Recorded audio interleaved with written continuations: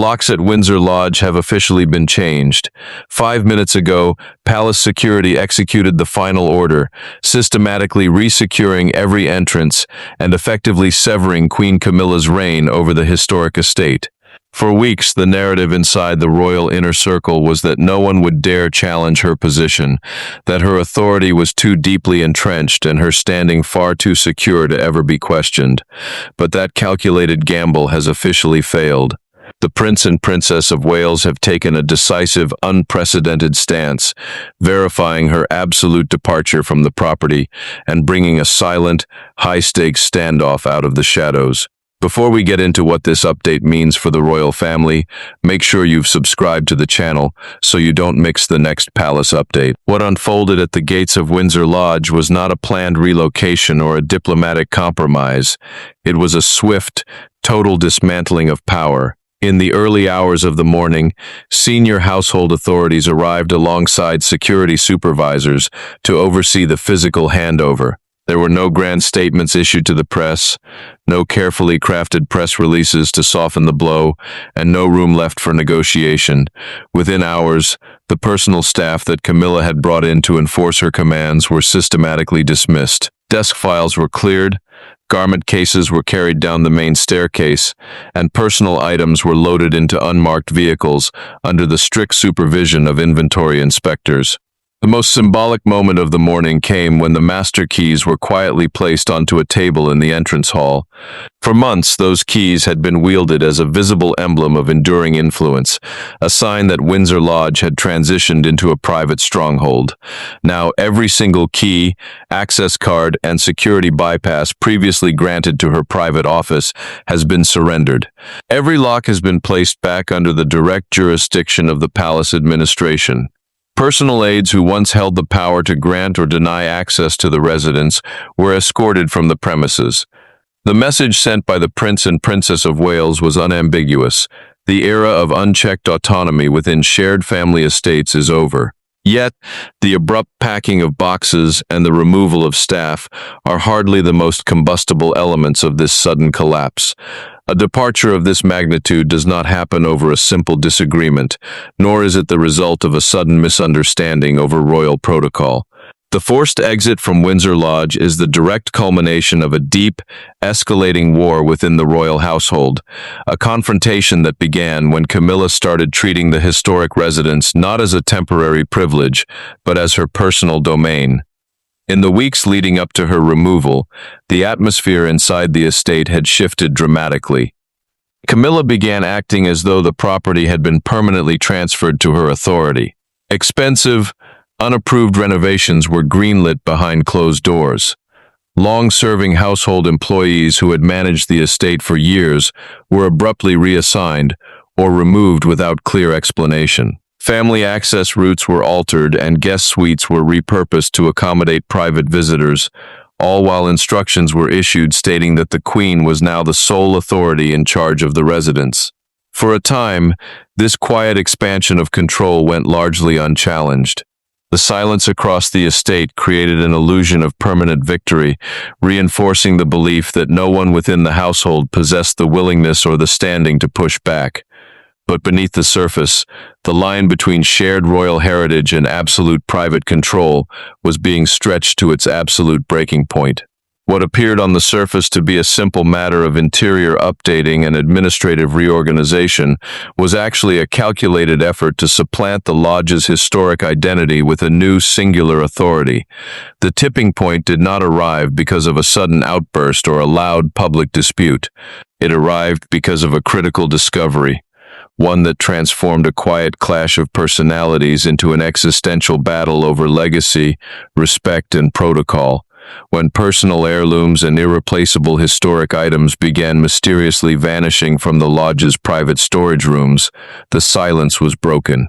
What Camilla's office assumed would go unnoticed triggered a precise, methodical response from Catherine and William, setting off a chain reaction that would end with security guards changing the locks at dawn. The keys have been turned over, the staff has been cleared out, and the estate has returned to the jurisdiction of the main household. But to understand how a queen consort was ultimately forced to surrender the keys to Windsor Lodge, one must look back to the very first decision that started it all, and the hidden discovery that turned a quiet house dispute into an open war. In the beginning, the shifts taking place inside Windsor Lodge were subtle enough to be dismissed as routine administrative updates. A reallocated staff schedule here, a fresh coat of paint there, a few minor schedule shifts for maintenance personnel. But as the days passed, what started as subtle redecorating rapidly transformed into an aggressive, systematic takeover. Camilla began conducting herself not as a guest or temporary occupant of the estate, but as its absolute permanent owner. She authorized expensive structural and interior renovations without consulting the broader family, bypassing standard approval channels to fast-track her personal vision for the estate. Along with the physical changes came a drastic rewrite of the home's operational rules. Access guidelines that had been respected for generations were rewritten overnight. Visitors who had enjoyed free access to the grounds and private quarters for years suddenly found their names being checked at the gate by newly appointed security aides. Guest suites historically reserved for family gatherings were abruptly repurposed to accommodate Camilla's private circle. To ensure complete compliance, long-serving household employees, staff members who had managed the estate's daily operations for decades, were systematically pushed out, reassigned, or informed that their positions were under review. When remaining workers questioned these sudden directives, the response from Camilla's private office was firm and unyielding. The Queen was now in charge of the residence, and her directives were non-negotiable. For weeks, this unchecked expansion of authority continued in relative silence. The lack of immediate opposition created a false sense of security, convincing Camilla's inner circle that her control over the lodge was absolute. But that silence was broken when Catherine paid close attention to details that were never meant to be scrutinized. During a routine review of family holdings and private collection inventories, Catherine began noticing alarming discrepancies. The issue wasn't the unapproved wall coverings or the lavish new furniture additions. It was what had been quietly removed to make room for them. Certain historical heirlooms and deeply personal artifacts had vanished from the lodge's private storage rooms. These were not generic decorative pieces or standard household furnishings. They were priceless items intrinsically tied to the personal legacies of Queen Elizabeth II and Princess Diana. Keepsakes that had remained safely housed within the lodge for decades, preserved as protected family history, were suddenly nowhere to be found. They hadn't been listed on any official transfer records, nor had they been dispatched to the Central Royal Collection for cataloging. They had simply disappeared from their designated vaults, leaving behind empty shelves and unanswered questions. It was impossible to attribute the missing items to simple misplacement or routine maintenance. The nature of the missing objects made their absence deeply personal and politically explosive. Catherine knew that moving items of such historical and emotional weight required explicit, top-level family consent that had never been requested, let alone granted. Neither William nor Catherine had been consulted, notified, or even informally briefed about any planned relocation of these heirlooms. The truth behind the missing artifacts did not surface through an official briefing or a formal memo from administration. It came to light only when a terrified household employee, terrified of losing their job but unable to ignore the blatant breach of protocol, quietly broke ranks. Risking severe professional retaliation, the worker discreetly reached out to William and Catherine's team with alarming information. The employee revealed that the missing items had not been lost or sent for standard restoration. Under direct written instructions originating from Camilla's private office, the heirlooms had been secretly packed, wrapped in protective materials, tagged with custom inventory codes, and moved to an undisclosed off-site storage facility. The whistleblower provided details that shattered any remaining belief that this was an innocent misunderstanding. The worker confirmed that the operation had been carried out with explicit instructions to complete the transfer before the family's next scheduled visit to the lodge. Staff members who voiced concerns about moving protected items without proper authorization were abruptly overruled and ordered to execute the directives without question. What had previously looked like an ambitious redecorating project was now laid bare as a deliberate attempt to erase the lodge's historic identity and supplant it with Camilla's exclusive authority. By removing the physical touchstones of Queen Elizabeth II and Princess Diana, the estate was being systematically scrubbed of its family memory. For William and Catherine, the whistleblower's revelation changed everything. This was no longer a petty dispute over property, layout, or decorative taste. A line had been crossed, a boundary of family heritage had been violated, and the quiet standoff was about to escalate into an open war. The discovery of the missing artifacts was more than enough to trigger a public confrontation, but Catherine knew that reacting with anger would play directly into her opponent's hands. An emotional outburst would be painted as a petty personal dispute, easily dismissed or smoothed over by palace publicists wanting to keep the peace. Instead, Catherine chose a far more calculated and dangerous route: absolute containment. Rather than blowing up or making loud accusations, she quietly initiated a relentless, highly organized paper campaign. In total secrecy, Catherine began building a comprehensive dossier. Every canceled family appointment, every unapproved renovation invoice, and every sudden shift in staffing was meticulously recorded and cross-referenced. She requested official logs directly from property managers, quietly securing copies of storage transfer sheets, internal access memos, and security clearance updates. Crucially, Catherine gathered formal written objections that had been submitted by lower-level estate managers, memos warning that specific historical items could not be moved without explicit multi-household consent. While Camilla's office believed these paper trails were buried beneath daily administrative noise, Catherine was turning them into a bulletproof record of systematic overreach. If you believe William and Catherine are doing the right thing by taking a stand to protect royal protocol and family history, please take a moment to subscribe to the channel, click the like button, and share this video with others who follow these stories. Your support helps ensure these vital updates continue to reach people everywhere. As Catherine's file grew, the evidence moved from administrative misconduct to a deeply personal breach when William was formally brought into the investigation. Reviewing the inventory sheets, William made a chilling discovery that transformed his approach to the conflict. Deep within a list of off-site storage transfers was a sealed box holding a rare, irreplaceable artifact closely linked to his late mother, Princess Diana. This was an item William had explicitly understood to be protected, placed under safeguards that forbade its removal without his direct knowledge and personal consent. For William, seeing that item tagged, boxed, and moved under direct orders from Camilla's office shattered any remaining willingness to compromise. This was no longer a disagreement over building access or interior design. It was a direct, calculated challenge to his mother's memory, and violation of basic family trust, and a blatant test of protocol boundaries. William demanded an immediate, exhaustive inquiry, not into the physical whereabouts of the furniture, but into the exact chain of command that allowed such an order to be issued in the first place. He wanted a single, definitive answer. Who signed the final authorization to touch those items? Following the paper trail proved to be a revealing process. What initial inquiries had tried to frame as administrative error or an overzealous junior staffer quickly unraveled upon closer inspection. The paperwork did not end with a low-level assistant. Instead, tracking the digital signatures, physical memos, and internal approval stamps revealed a direct line leading straight into Camilla's private office. The record showed that when estate managers had raised formal red flags regarding the historical status of the Diana artifacts, those warnings were systematically overruled by top aides acting under Camilla's explicit authority. Even more alarming were the financial documents uncovered during the paper audit. Invoices pulled from estate accounts revealed that public and royal household maintenance funds were being routinely funneled into these unapproved personal alterations.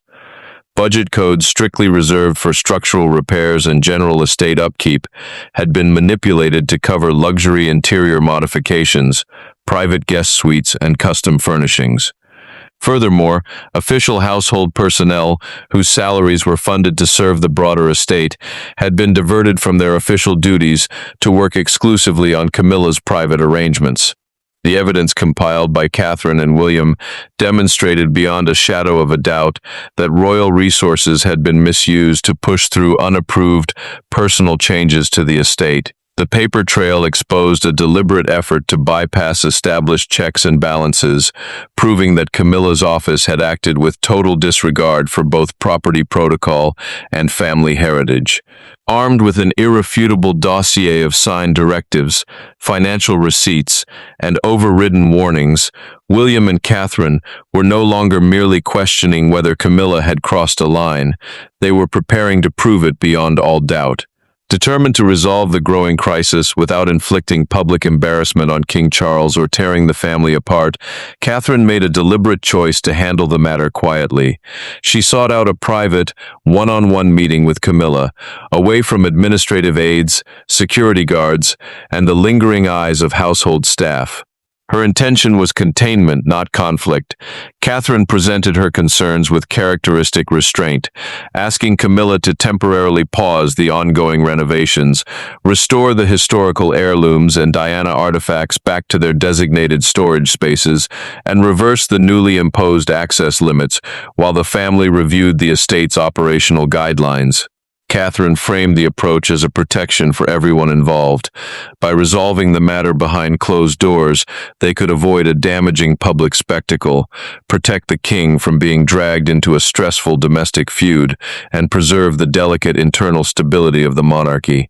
She offered a clear, graceful exit, a quiet retreat from the lodge's aggressive overhaul, with no accusations made, no public statements issued, and no formal fault assigned. However, Catherine's diplomatic approach was completely miscalculated by Camilla. Rather than viewing the private intervention as a gesture of discretion, Camilla interpreted Catherine's calm demeanor as a sign of hesitation and vulnerability. The response was immediate, cold, and entirely unyielding. Camilla made no attempt to apologize for the unauthorized removal of protected items, expressed zero concern for the displaced family heirlooms, and offered no assurance that the controversial renovations would be reviewed. Instead, Camilla delivered a blunt, dismissive rebuke. She firmly asserted that Windsor Lodge was now under her sole authority, that she made the hiring and structural decisions, and that her vision for the residence was already finalized.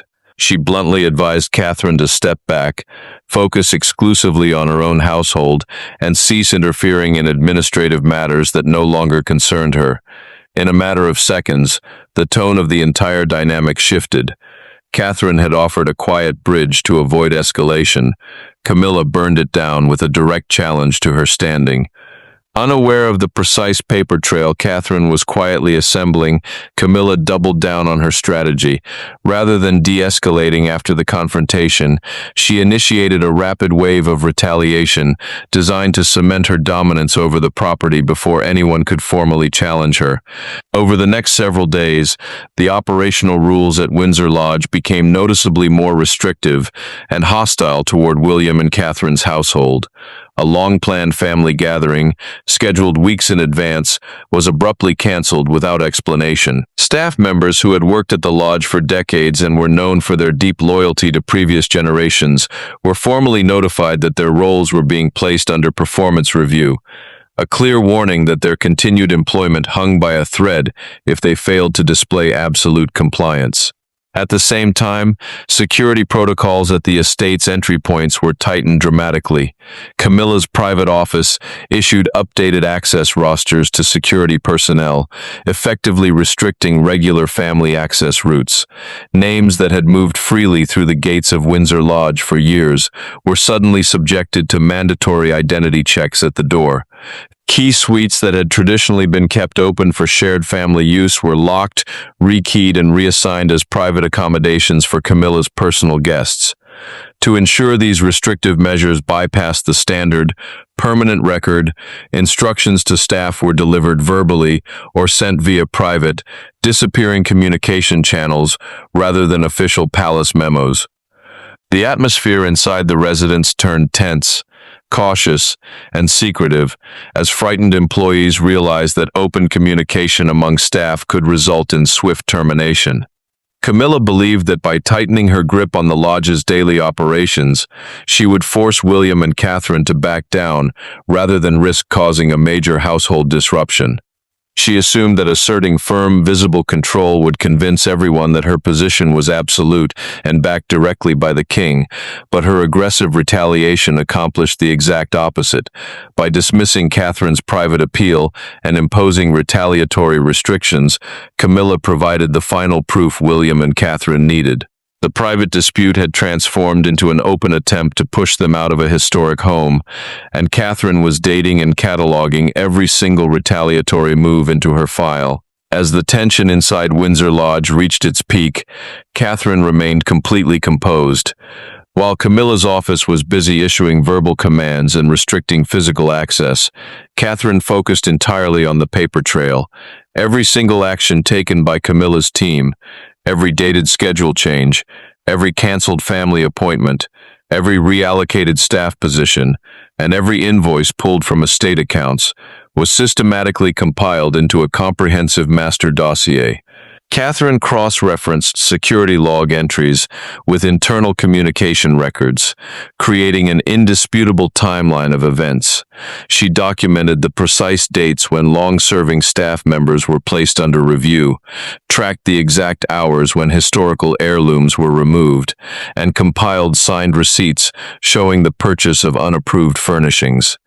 What Camilla's team assumed were isolated, untraceable administrative actions had now been transformed into an organized, chronological record of systematic overreach. With Catherine's master dossier fully assembled, William took the next decisive step. Rather than engaging in a public argument over reputation or family rank, he took a purely legal and technical approach.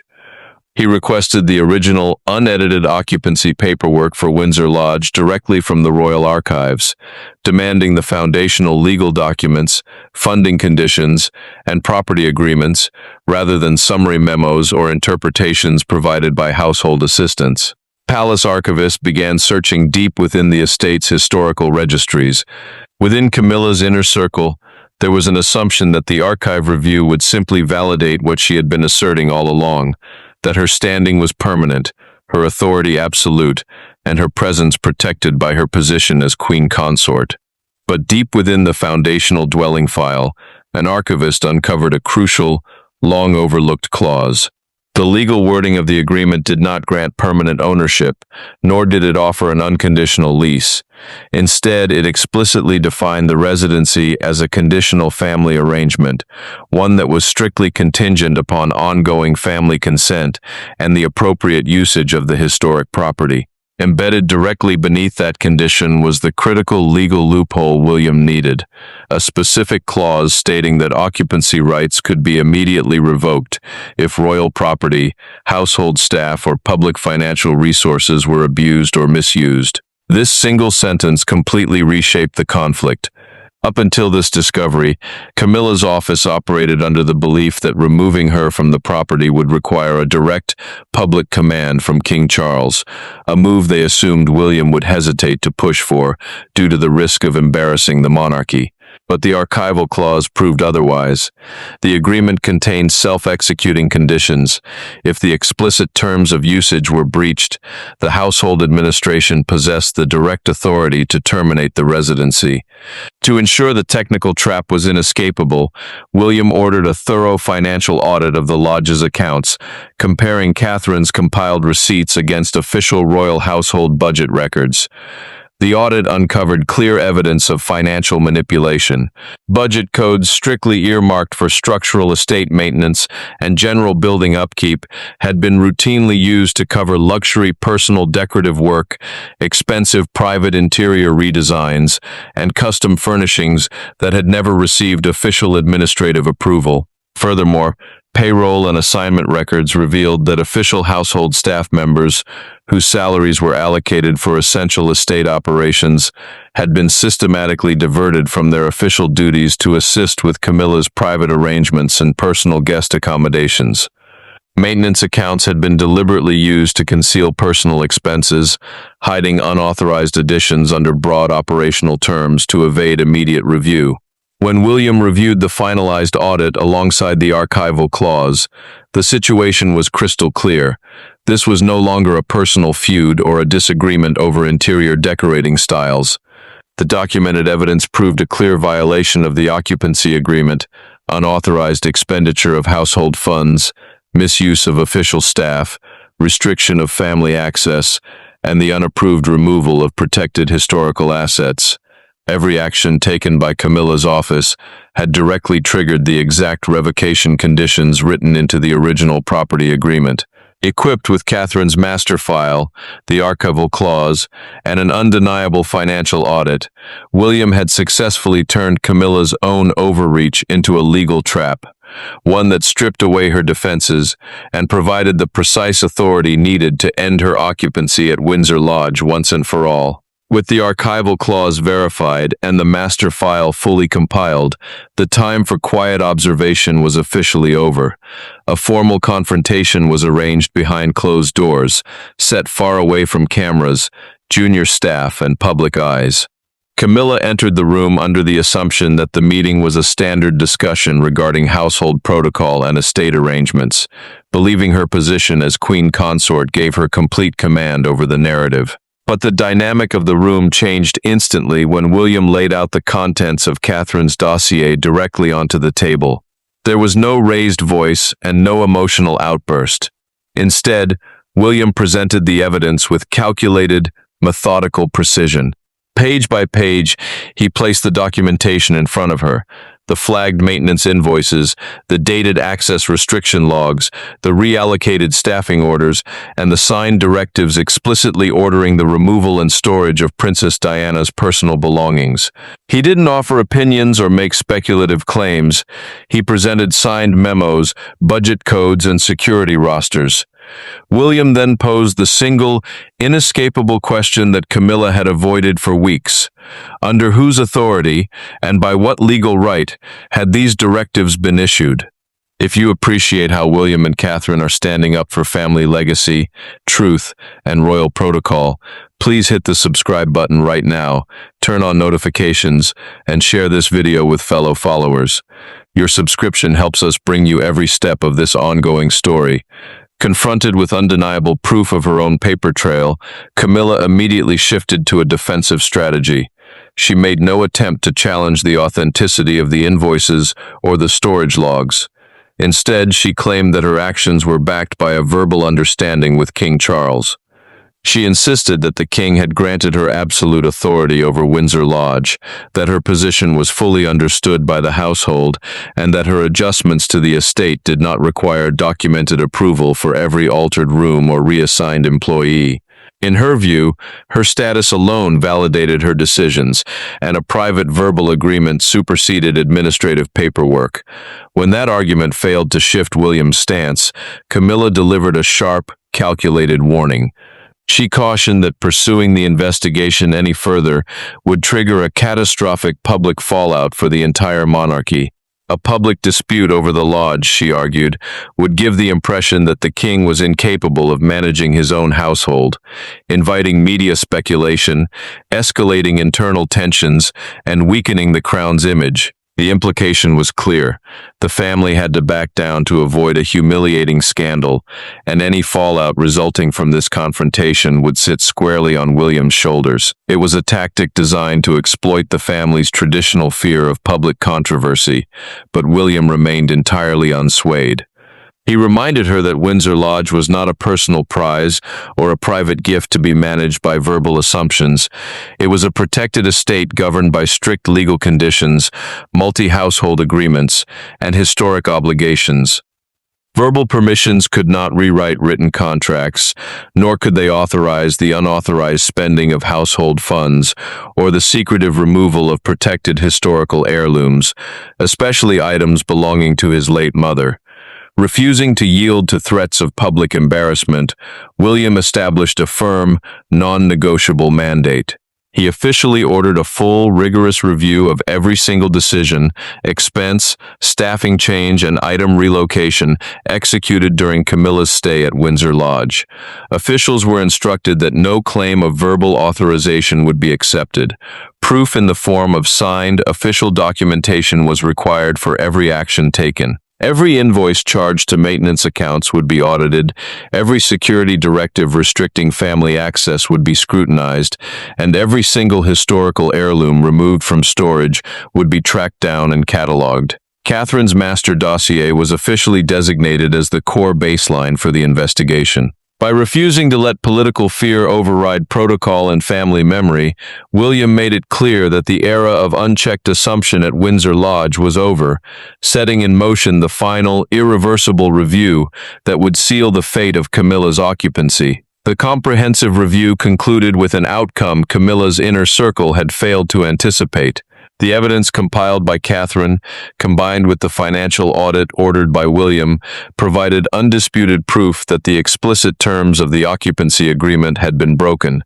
The conditional clause was officially triggered. With the legal framework fully established, a formal termination notice was drafted and delivered to Camilla's private office. The document was precise, uncompromising, and legally binding. It detailed every documented breach, from the unapproved expenditure of household funds to the unauthorized removal of protected historic heirlooms, and mandated an immediate cessation of all unapproved estate work. Most importantly, the notice set a strict, non-negotiable deadline for Camilla's personal staff to vacate Windsor Lodge and return full administrative control back to the main household. When the deadline morning arrived, the handover was executed not through dramatic public spectacle, but through quiet, methodical efficiency. As dawn broke over the estate, household administrators, certified inventory inspectors, and senior security officials arrived at the gates of Windsor Lodge to supervise the physical transition. There were no cameras, no press briefings, and no room left for informal extensions. Camilla's personal aides moved swiftly through the residence, packing desk files, clearing personal wardrobes, and loading cloth-wrapped frames into unmarked vehicles. Every box, container, and piece of luggage leaving the estate was subjected to strict inspection against the master inventory catalog prepared by Catherine's team. No item could depart the premises without formal verification, ensuring that no protected family property or uncatalogued estate assets slipped away under the guise of personal belongings. Despite the overwhelming presence of palace officials, a final tense moment of resistance flared inside the entrance hall. Camila made a last-minute attempt to challenge the authority of the handover team, demanding to speak directly with top administrators and asserting that the residence could not be surrendered while internal discussions remained ongoing. When officials calmly reiterated that the deadline had passed and the termination notice remained fully in effect, her team attempted a secondary line of defense, retaining control over a private sitting suite. A personal assistant presented a specific key, refusing to place it alongside the master set and claiming the room remained an exception under private residential rights. The room fell completely silent as the senior security supervisor evaluated the situation. Pointing directly to the comprehensive occupancy schedule, the official clarified that no retained suites, private exceptions, or residual access rights existed following termination. He calmly outlined the immediate consequence of further delay. If the key was not surrendered willingly, the suite would be opened, its entire contents logged into the public record, and a formal note of non-compliance appended to the official handover report. Realizing that further resistance would only generate a documented record of defiance, Camilla offered a slight nod. The assistant reluctantly placed the final key onto the table. With the last key surrendered, the final phase of the handover moved rapidly. Personal vehicles carrying Camilla's remaining staff passed through the estate gates one by one, leaving the foyer silent and empty. Household administrators officially resecured every entrance, updated the security protocols, and restored full operational control to the main royal household, bringing a decisive end to Camilla's tenure at Windsor Lodge. The quiet that settled over Windsor Lodge by late afternoon was fundamentally different from the tense, cautious silence that had hung over the estate for weeks. It was not a silence born of fear or hidden instructions, but the calm that follows the decisive restoration of order. With Camilla's personal staff gone and the keys firmly returned to the household, William and Catherine immediately initiated the final, most crucial phase of their campaign, undoing the physical and operational damage inflicted during the unauthorized takeover. The work began in the lodge's storage vaults.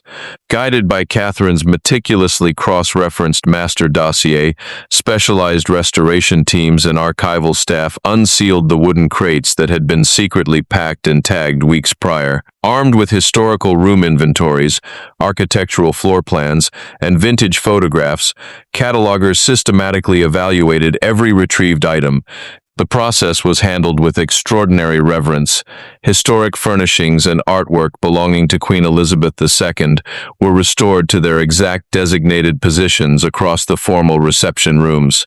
Most significantly, the protected artifacts tied to Princess Diana were unsealed under direct supervision. Each piece was carefully inspected, catalogued against William's official family registry, and returned to its rightful place within the estate. Rooms that had been abruptly scrubbed of family memory to make way for modern luxury redecorating were restored to their original dignified state, re-establishing the physical touchstones of royal history that Camilla's office had attempted to erase. Alongside the physical restoration came a complete, ground-up rebuilding of the household structure. The culture of verbal commands and disappearing private messages was permanently dismantled. Household administrators reached out directly to the long-serving employees who had been abruptly dismissed or placed under performance review during Camilla's tenure. Several key staff members were formally invited to return to their positions, bringing back decades of institutional knowledge and trusted loyalty. New operational protocols were established to prevent any single member of the family from attempting a similar private takeover in the future.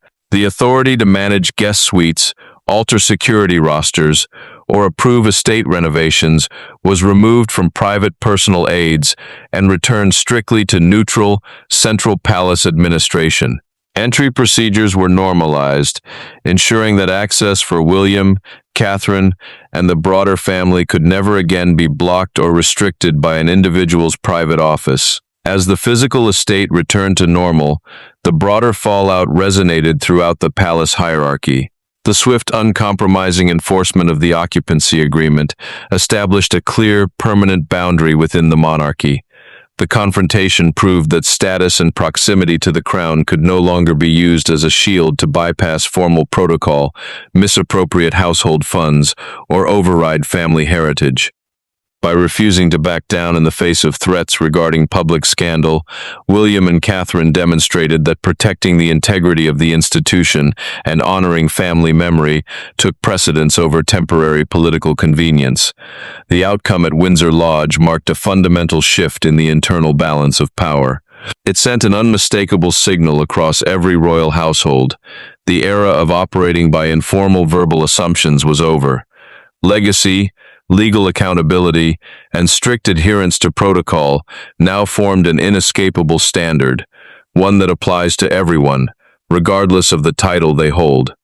Thank you for following this high-stakes story of legacy, power, and protocol.